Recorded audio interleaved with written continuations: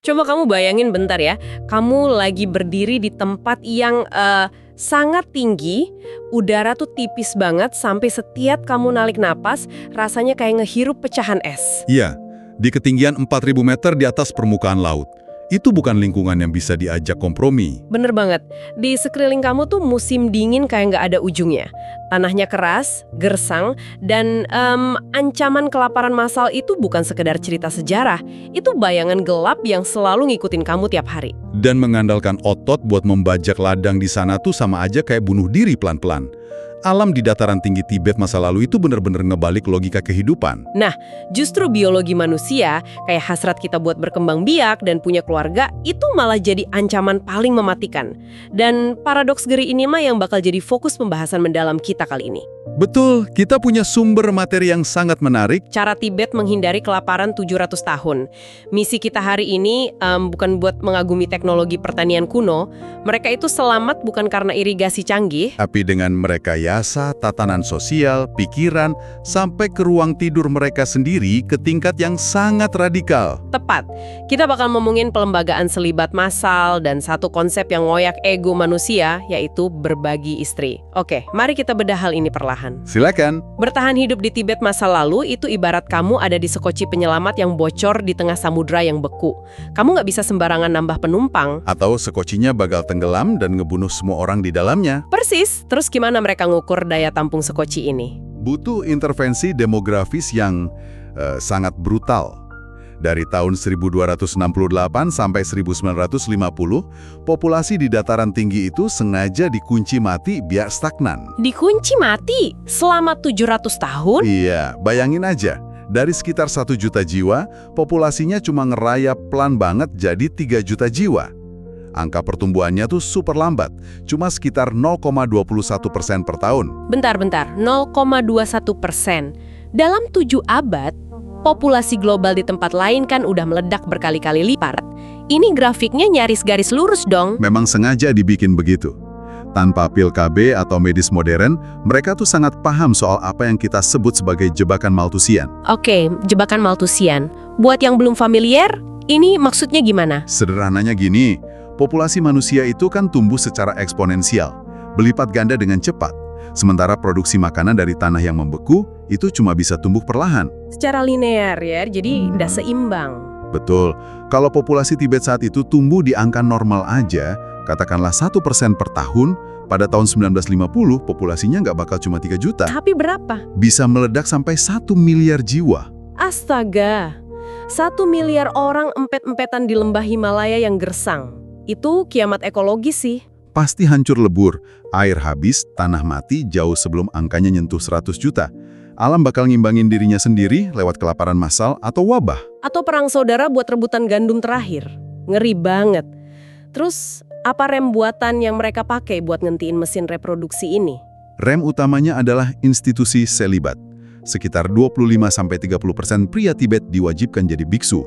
Tunggu dulu. Hampir sepertiga populasi pria dikeluarin dari kolam reproduksi seumur hidup.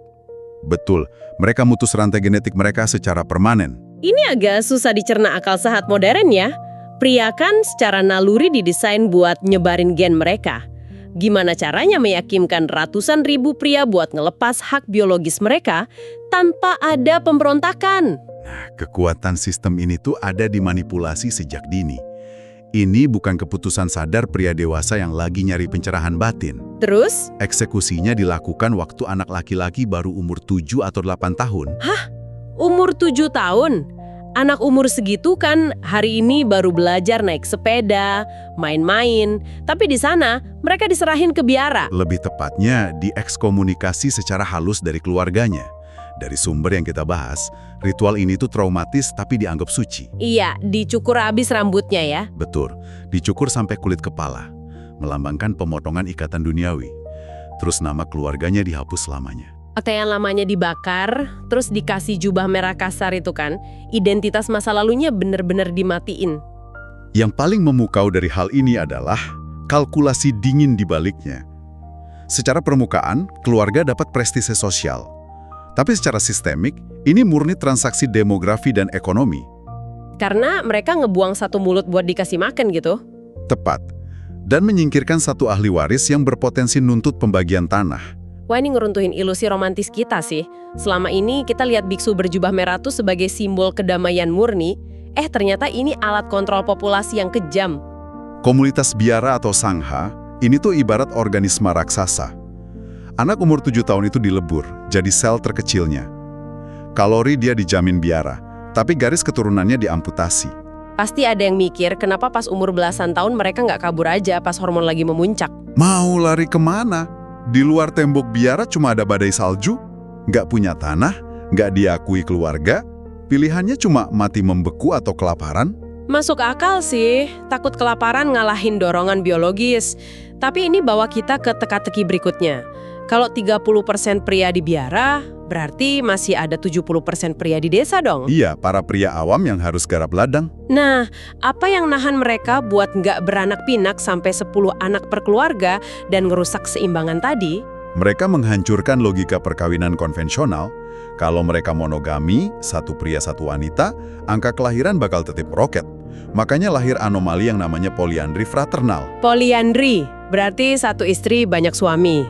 Terus karena ada kata fraternal, maksudnya suami-suaminya ini? Saudara kandung, ya. Astaga, oke, ini memutar otak banget. Disinilah situasinya menjadi sangat menarik, tapi tahan sebentar. Sebelum pikiran kita makin meledak dengan fakta ini, untuk kamu yang selalu haus akan wawasan yang memutarbalikkan cara pandangmu, pastikan kamu terus ngikutin pembahasan eksklusif di Raka Pradita Channel ini ya. Ya, kita bakal bedah tuntas mekanikanya. Oke, balik ke para saudara kandung yang berbagi satu istri ini.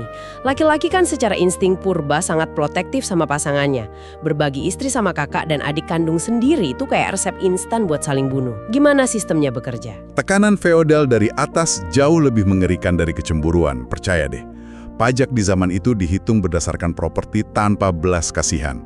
Coba dikasih contoh hitungannya. Gini, bayangin seorang ayah ngewarisin sepetak tanah kecil ke 3 anak laki-lakinya.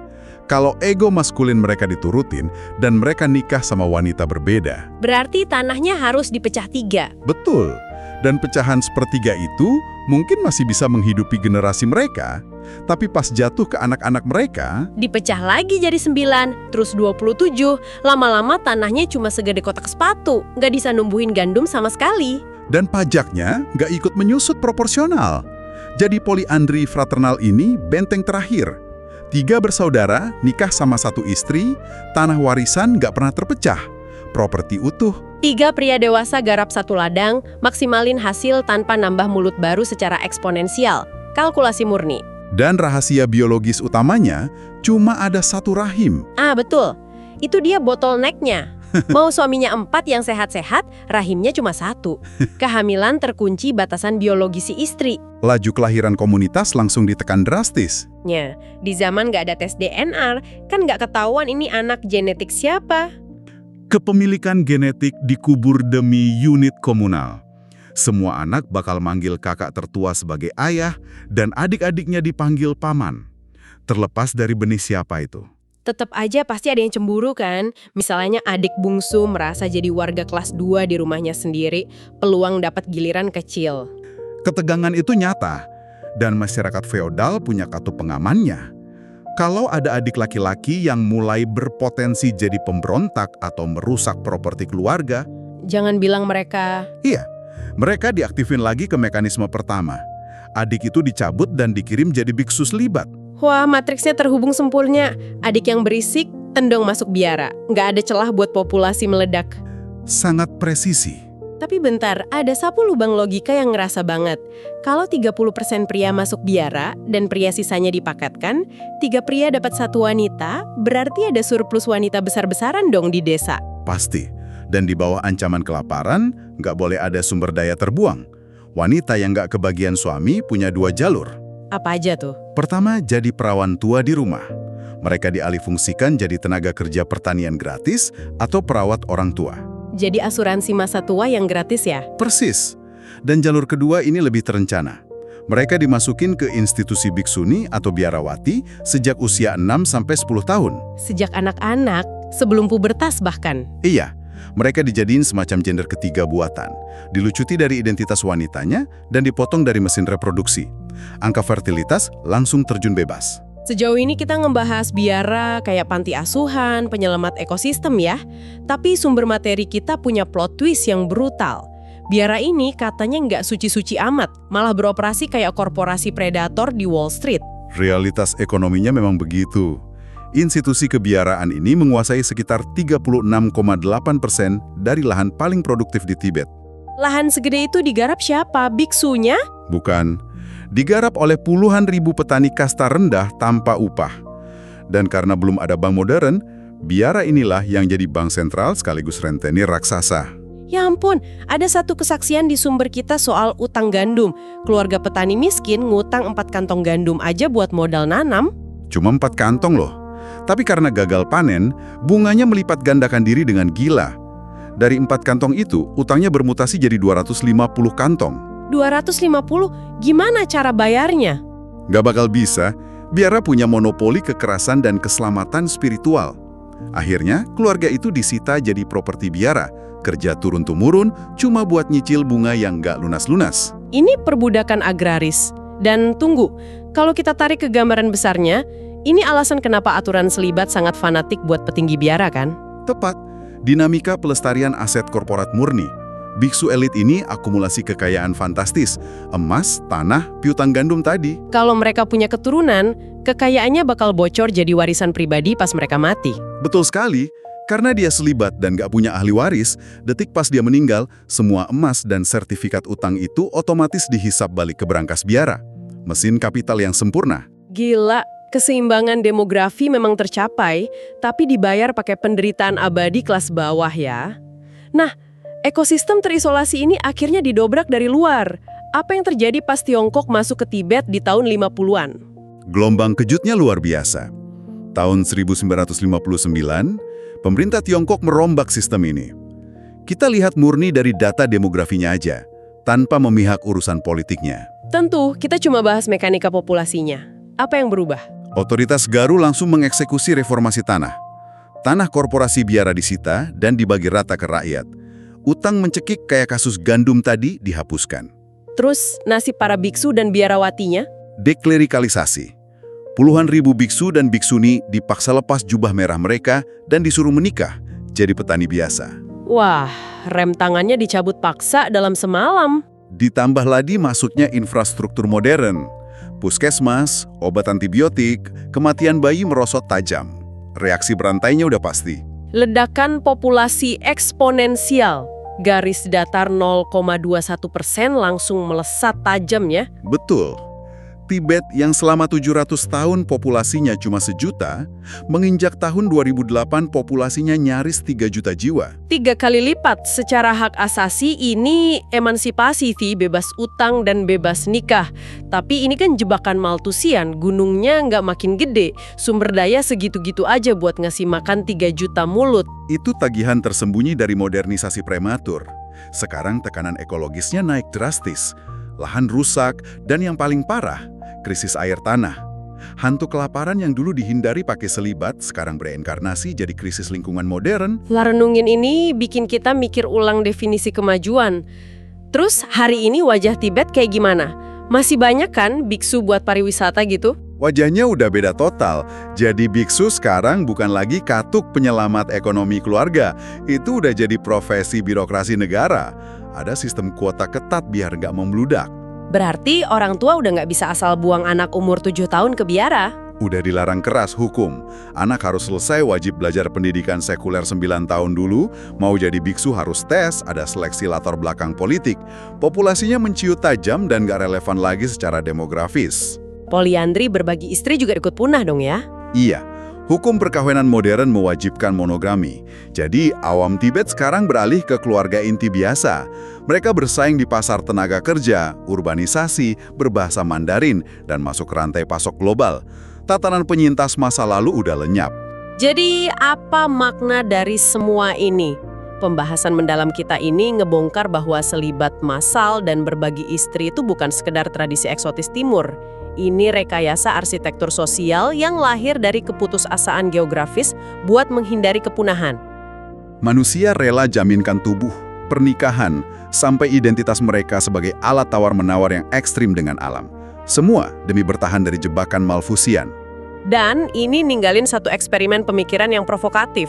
Kalau suatu hari bumi kita ngadepin krisis sumber daya ekstrim, entah karena kiamat iklim atau kelangkaan pangan, apakah kita, manusia modern ini, siap ngorbanin konsep cinta romantis dan kebebasan individu demi kelangsungan spesies? Sama persis kayak masyarakat Tibet di masa lalu. Bikin napas tertahan ya.